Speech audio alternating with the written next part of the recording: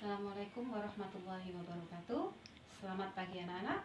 Bagaimana kabar kalian?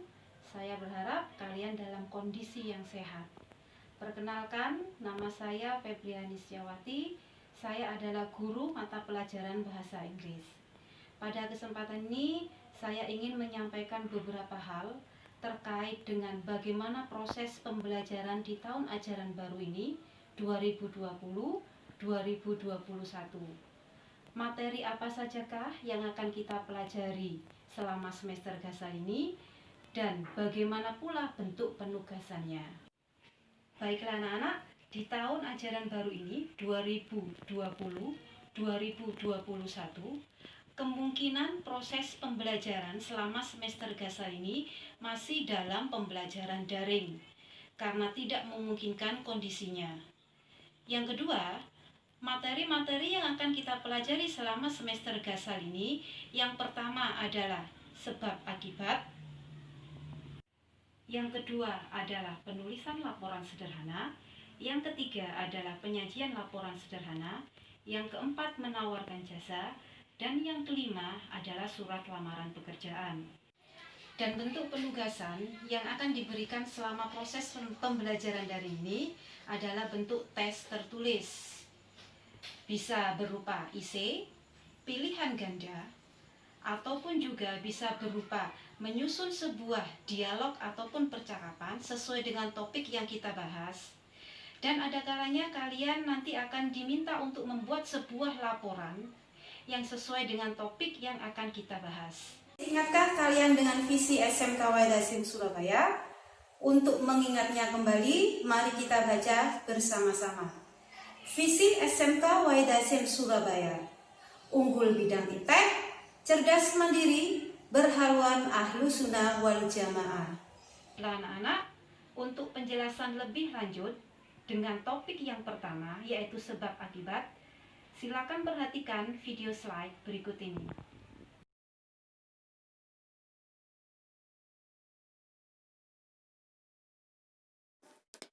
Good morning, students.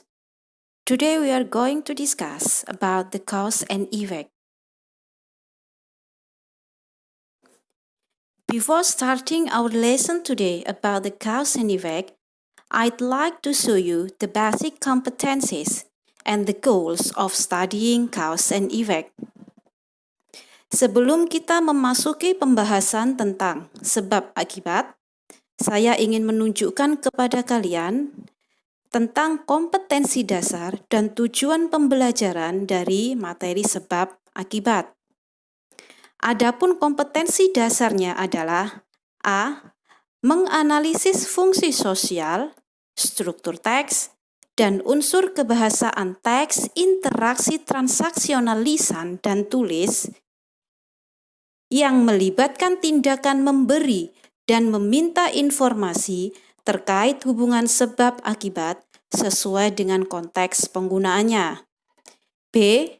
Menyusun teks interaksi transaksional lisan dan tulis yang melibatkan tindakan memberi dan meminta informasi terkait hubungan sebab akibat dengan memperhatikan fungsi sosial, struktur teks, dan unsur kebahasaan yang benar dan sesuai konteks.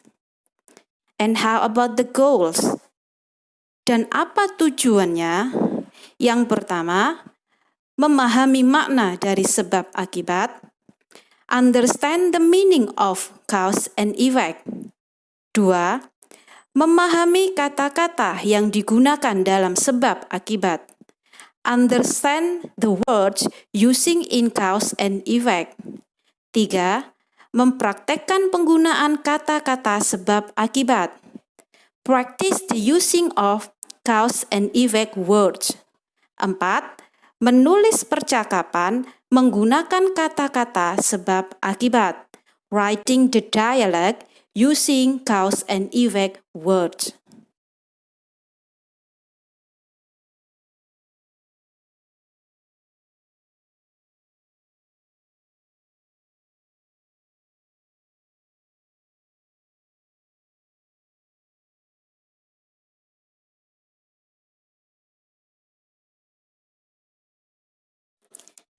take a look the slide.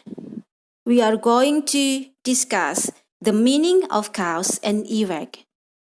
Perhatikan slide-nya. Sekarang kita akan membahas tentang pengertian sebab akibat. The meaning of cause. 1. The reason or motive of the action. 2. Why something happens. 3. Happen first.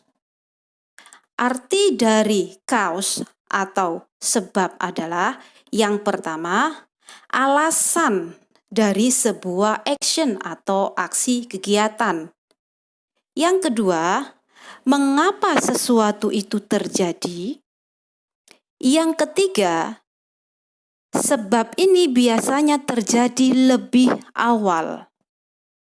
And how about the effect? The meaning of effect, number 1, result or conclusion of an action. 2. What happened? 3. Happen due to a cause. Arti dari effect atau akibat adalah yang pertama, hasil atau kesimpulan dari sebuah action atau aksi kegiatan.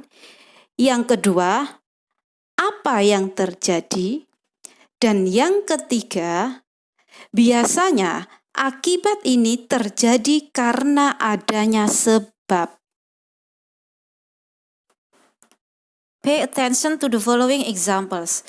Perhatikan contoh-contoh kalimat di bawah ini. You have to differ which one is cause and which one is effect for each sentence. Sentence number 1. Sumatran tigers are almost extinct because people killed too many of them.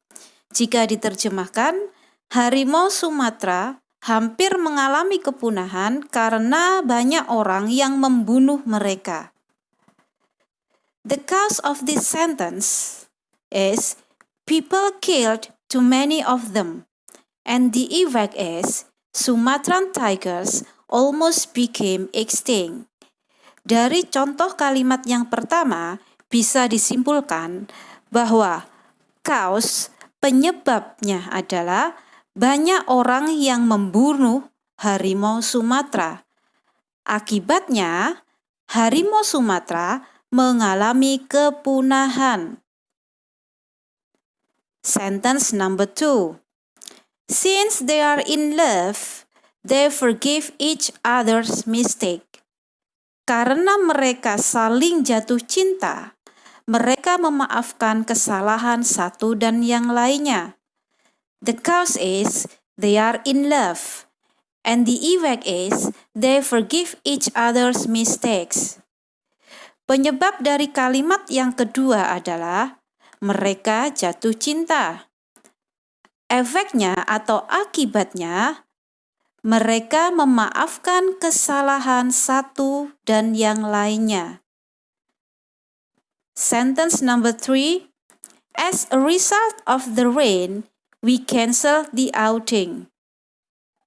Artinya adalah, karena turun hujan, kita membatalkan pertemuannya. The cause is, as a result of the rain, and the effect is, we cancel the outing. Penyebab dari kalimat nomor 3 ini adalah karena adanya hujan, maka akibatnya adalah kami membatalkan pertemuannya. Sentence number 4. He always late because his gaming habits. Dia selalu datang terlambat karena kebiasaan bermain game. The cause is his gaming habit, and the effect is, he is always late. Penyebab dari kalimat nomor 4 adalah karena kebiasaan dia bermain game, efeknya atau akibatnya adalah dia selalu terlambat.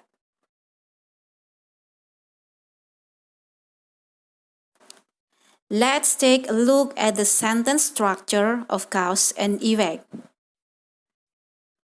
Due to, because of, owing to, and thanks to are followed by noun.